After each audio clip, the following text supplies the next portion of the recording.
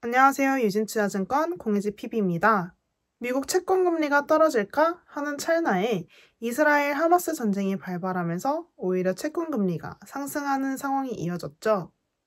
최근까지 미국 국채에 투자하셔서 어려움을 겪으신 분들이 많으실 것 같아요. 다행히 11월 FOMC 회의 이후에 국채 금리가 점차 움직이는 모습을 보이고 있는데요. 이전에 엔화 상승, 미국 국채 금리 인하 가능성에 대한 대응 전략으로 일본에 상장된 미국 채권 ETF를 소개해 드린 적이 있습니다. 최근 주가는 움직이는 듯 하지만 상승세로 완전히 전환되지는 못하고 지지부진한 모습을 이어가고 있는 상황입니다. 이번 영상에서는 미국 국채금리 변화 양상과 함께 일본에 상장된 미국 국채 ETF에 투자를 해도 되는 게 맞는지 다시 한번 경제 상황을 되짚어보는 시간을 가져볼까 합니다. 최근 미국 국채 금리의 상승은 예상치 못한 이스라엘 하마스 전쟁이 발발하고 지상전 확전으로 전개되면서 지정학적 리스크에 영향을 받았죠. 여기에 더해서 미 연준의 긴축 장기화 우려를 높이는 추세 이상의 성장세가 미국 국채금리의 상승세를 견인하는 요인이 되기도 했는데요. 3분기 GDP 성장률이 예상치를 상회하고 안정적인 소비 추세도 보이면서 최근에는 미국 국채 10년물 장기금리가 5%를 돌파하는 모습도 보이기도 했습니다. 다만 이번 FOMC 11월 회의에서 금리를 동결시킨 만큼 채권 금리 하락을 기대해 볼 수 있을 것 같은데요.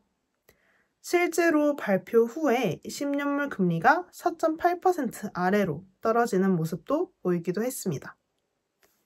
여전히 연준은 보수적인 입장을 취하고 있지만 금리 하락의 전환이 시작될 수 있지 않을까 생각해 볼 수 있을 것 같아요. 그렇다면 엔화 상황은 어떨까요? 지난번에 이야기했던 일본에 상장된 미국 국채금리에 투자하는 ETF의 경우 원화에서 엔화로 환전한 뒤에 일본 증시에 상장되어 있는 미국 국채에 투자하는 ETF라고 말씀드렸는데요. 그렇기 때문에 미국 국채 금리의 흐름뿐만 아니라 일본 엔화의 가치 흐름 역시 중요하다고 말씀드렸습니다. 최근 기사에 따르면 달러당 엔화 가치가 10월 말쯤에 또 한 번 최저치를 기록했다고 하는데요. 이는 1990년 8월 이후 가장 낮은 수준이라고 하는데 당시 미국 국채 금리가 다시 한번 상승하면서 일본 국채 금리와 격차가 벌어짐에 따라 또 한 번 엔화 가치 하락에 영향을 주었어요.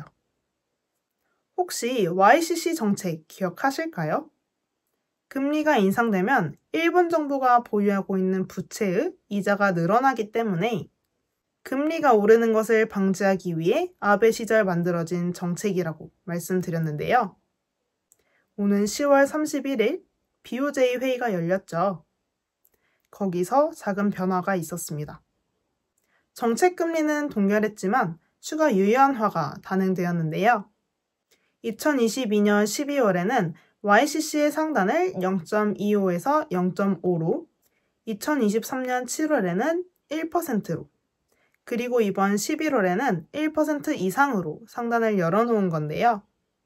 일본은행의 국채금리가 1%를 초과하더라도 시장 상황에 따라 일정 부분 용인하기로 하였습니다. 변화가 있긴 했지만 기대에는 못 미치는 변화였어요. 아무래도 일본은행이 점진적인 정상화를 위해 시간을 더욱더 벌어놓기 위해서 정책을 단행한 것 같습니다. 다만 기대해 볼 수 있는 건 내년 2분기 이후가 될 것 같은데요. 일본의 우에다 총재가 내년 춘투 협상을 주요 이벤트로 언급을 하면서 시장에서는 일본은행의 마이너스 금리 해제가 내년 2분기 이후가 될 것이라고 예상하고 있습니다.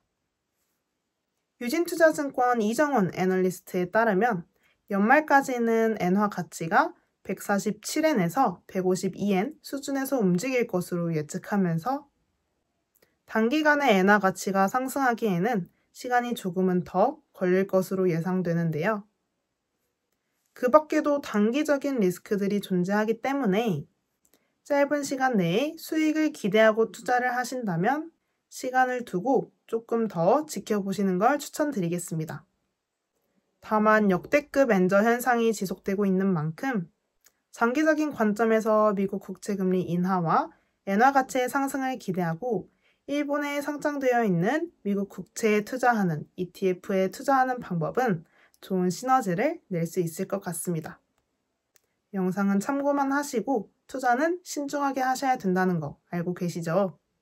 영상이 투자 방향을 결정하시는 데에 도움이 되셨기를 바라면서 저는 다음 영상으로 찾아뵙도록 하겠습니다. 감사합니다.